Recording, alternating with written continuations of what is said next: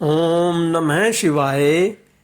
भगवान शिव की यात्रा, नवां अध्याय, पंचम खंड, श्री रुद्र संहिता, शिव महापुराण।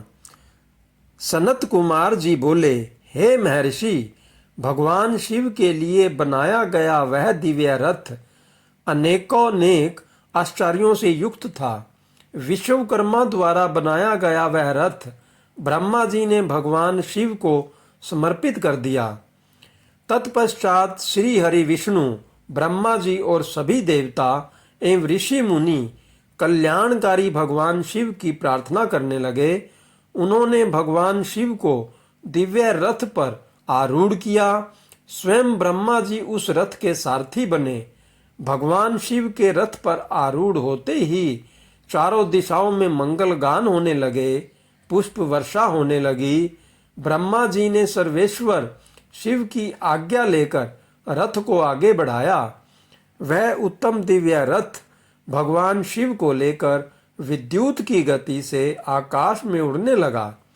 जब भगवान शिव का वह दिव्य रथ तेजी से आकाश मार्ग से होता हुआ उन त्रिपुरों की ओर जा रहा था, तो बीच मार्ग में ही कल्याणकारी देवाधिदेव भगवान शिव ब्रह्मा जी से बोले, हे विधाता, ताराक्ष, कमलाक्ष और विद्युन्माली नामक परम बलशाली राक्षसों का वध करने के लिए मुझे उनके समान ही शक्ति चाहिए। वे तीनों असुर पहले मेरे परम भक्त थे, परंतु श्री हरि की माया से मोहित होकर उन्होंने भक्ति मार्ग को त्याग दिया है। अब उन त्रिपुर स्वामियों में तामसिक प्रवृत्ति बढ़ गई है, पशुत्व बढ़ गया है। अतः उन तीनों दैत्यों का संहार करने के लिए मुझे भी पशुओं की सी शक्ति की आवश्यकता होगी।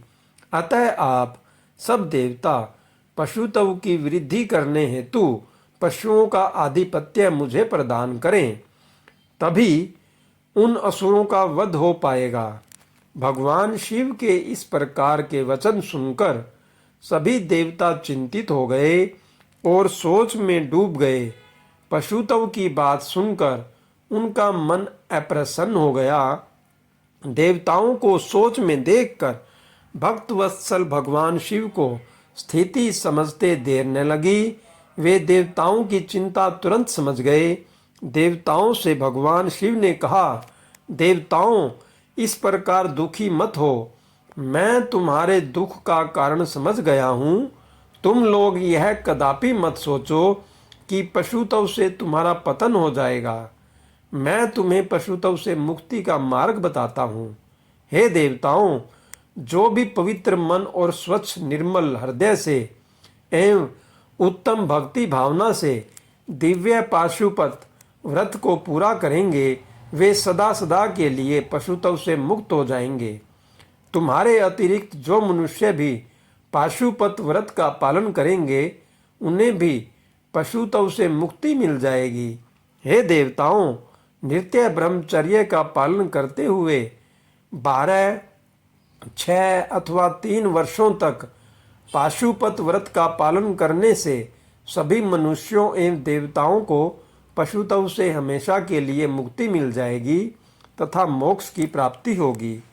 उसका कल्याण होगा, क्योंकि पाशुपत व्रत परम कल्याणकारी है।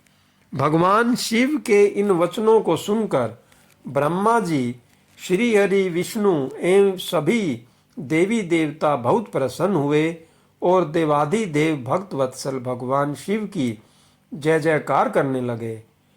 तब सब देवता प्रसन्नता पूर्वक अपने अभीष्ट कार्य की सिद्धि के लिए पशु बन गए। तभी से सदाशिव पशुपति नाम से जगत में विख्यात हुए। उनका पशुपति नाम अत्यंत कल्याणकारी एवं अभीष्ट की सिद्धि देने वाला है। उस समय भगवान शिव के स्वरूप को देखकर सभी देवता एवं ऋषिगण बहुत प्रसन्न हुए। तत्पश्चात भगवान शिव ने अन्य देवताओं के साथ त्रिपुरों की ओर प्रस्थान किया। उस समय सारे देवता अपने हाथों में हल, मूसल, भुशुंडी और अनेक प्रकार के अस्त्र शस्त्र धारण करके हाथी, घोड़े, सिंह, रथ और बैलों पर सवार होकर चल दिए। भगवान शिव की जय जयकार करते हुए वे आगे बढ़ते जा रहे थे। आकाश से उन पर फूलों की वर्षा हो रही थी। कल्याणकारी भगवान शिव के साथ उनके केश, विगतवास, महाकेश, महाज्वर, सोमवल्ली, स्वर्ण, सोमप, शंख, सोमधर्क, सूर्यवर्चा, सूर्य प्रक्षेपण, सूर्याक्ष, सूरीनामा, सुर, सुंदर, परस्कंद, कुंदर, चंड, कंपन, अतिकंपन, इंद्र, इंद्रज्य, यंता, हिमकर, शताक्ष, पंचाक्ष, सहसाक्ष, महोदर, सतीजहु, सतास्य, रंक, कर्पूरपूतन, द्विशिख, त्रिशिख, अहंकार कारक, अजवक्त्र, अष्टवक्त्र, हैवक्त्र, अर्धवक्त्र आदि महावीर बलशाली गणाध्यक्ष उनको घेर कर चल रहे थे। इस प्रकार देवादिदेव भगवान शिव शंकर के साथ ब्रह्मा जी, श्री हरि, विष्णु, देवराज इंद्र सहित अनेकों देवता, ऋषि मुनि, साधु संत भी अपने अपने वाहनों पर आरूढ़ होकर त्रिपुरों के स्वामियों व त्रिपुरों का संहार देखने हेतु उनके साथ साथ चल दिए। ओम नमः शिवाय। हर हर महादेव।